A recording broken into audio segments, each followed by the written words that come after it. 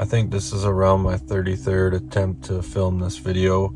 As this topic hits close to home, in 2014 I attempted to take my life by starting my car in my garage, and if it was not for an angel appearing, I would not be here today to film this video. A few hours ago I received the news that a family friend, someone that had known my parents before I was even born, a guy that had been happily married for multiple decades, created a business that generated multiple millions of dollars, had 3 kids in their 30s, 9 grandkids, was happily involved in all of their lives. Someone that was always smiling and laughing, appeared to have everything in life someone could ask for. However, I just found out that he decided to end his life by hanging himself. When it comes to mental health, the scary thing is you just don't know who is suffering in silence. In 2014, on July 13th, had an angel not appeared, I'm pretty sure that my death would have thrown a lot of people off guard. Think back to the days in 2013, right after losing my mom to cancer, 3 months before my son was due to be born. No, I not only lost my best friend, my understanding of God, I looked at who I'd become, and I seen someone that was depressed his whole life. Realized I'd been abusing alcohol for 15 years in an attempt to escape a reality that I never really liked. And with all this healing that needed to take place that was now being thrown in my face, I came to the conclusion that healing was not possible and that I no longer had the energy to continue living. I remember going into work those days, and every once in a while an employee would ask me how my weekend was, and I would think about the times when I'd be sitting in my garage by myself with tears rolling down my face, wanting to get up, but sometimes I was so depleted and deprived of the will to continue living that sometimes it actually took me over an hour to muster up enough energy just to get out of my chair. And then I would say to the employee that asked me how my weekend was, "Oh, it was good, man, thanks. How was yours?" Every day after losing my mom to cancer for 13 months, I had absolutely no desire to continue living. But suicide was never an option for me at that point because I seen it as a weakness. It wasn't until that day that I asked myself a question I never asked myself before. And that question was if I could see myself living another 20 to 40 years with the amount of pain that I was feeling within. Roughly 45 minutes after asking myself that question, tried to check out of this reality. It was roughly 1:30 p.m. in the afternoon on a Sunday. The next day, Monday morning at 6:45, another employee asked me, "How was your weekend, Dash?" Once again, "Good, man, thanks. Yours?"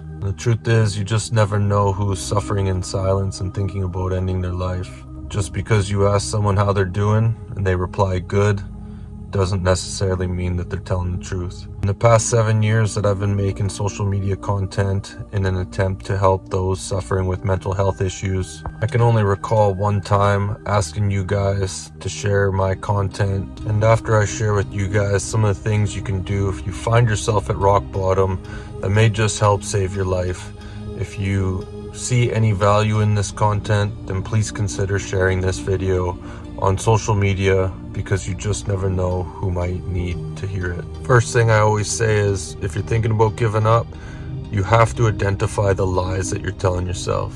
For me, I believed that I could never heal the pain that I was feeling from losing my mom. I looked at who I'd become and I seen so much pain and anger that I believed healing was not possible. I convinced myself that my son would be better off if I didn't exist. I felt trapped in a marriage. I felt trapped in a job that was killing my soul. I felt trapped everywhere I looked. And the more and more I started to get depressed, the more death seemed to feel like the most logical option. I look at my life today, 10 years after attempting to start my car in my garage. I've healed a large majority of the pain that was associated with my mom. My son constantly says that he couldn't have asked for a better dad. I've completely changed 180 degrees from the person I once was. Healed my heart to a degree that I never thought was possible back in 2014 when I was debating on whether or not I should end my life. I quit a job after 22 years that was killing my soul. Decided to go full-time writing my book, and after 3 years, you can now purchase a copy of my biography on Amazon called Finding Me by Ashley Samborski. If you want to check it out, links in the bio will take you directly to the purchase page.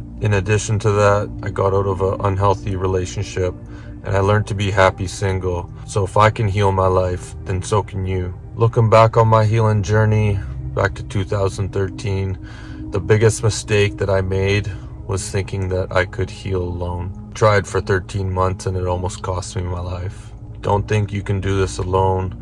You have to talk to someone. For myself, I wasn't that drawn to traditional options. I was drawn to shamans because not only could they help me heal, but they could also give me answers to the questions that I had regarding angels appearing. When it came to popping pills to make myself feel better, that was never my thing, so I decided to use the green stuff and I started to meditate, which helped me calm down, relax, and gave me time to respond to situations rather than react. Become aware of the music you're listening to if you're at rock bottom. The wrong song at the wrong time could make you do something that you end up regretting. Clean up your diet. Green smoothies are a must. More water. Release any addictions that are no longer serving you. I had to quit drinking for 7.5 years and I hit the gym like a madman. Cut out fast food, toxic relationships, toxic friendships. Become selfish if you have to at this point. Get out in the sun. Sun gaze half an hour after sunrise, half an hour before sunset. Get out in nature, join a gym, exercise, go for walks, get near an ocean or a big body of water like a lake, river, whatever you can.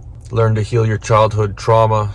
Sit with the past version of you that was wounded. Become your best friend, not your worst enemy. Learn to become easier on yourself. Microdosing mushrooms changed my life. It helped me fall in love with nature and just opened up my heart in a way that I never thought to be possible. Take supplements. Your body is a complicated machine. It needs the right ingredients to run properly. Make sure you're getting your magnesium and any other supplement that has to do with, stabilizing your mood. Become conscious of your thoughts and the emotions that come from them. Eliminate toxic thought patterns. Grounding bare feet on the grass is more powerful than you could imagine. Really want to emphasize, learn to meditate. It's so powerful when you are on a healing journey. Not only that, in addition to all this, how confident are you really in the afterlife? What I've come to learn is that should you choose to end your life, a large majority of souls are going to be forced to reincarnate back into a situation that is very similar to the one that they decided to leave until they can learn to heal from it. So you have to ask yourself, do you want all the stuff that you've been through to be for nothing? Instead, say, fuck that, I'm starting brand new today. My rebirth starts today. A question you have to ask yourself is, are you sick of your own shit yet? Because if you are, that's a good thing, because it's the first step to true change. Once again, please consider sharing this video because you never know who's going to need to hear it. Thanks to everybody that's already gone out and bought a copy of my new biography, Finding Me, by Ashley Samborski, available on Amazon. That's all I got. Thanks for watching.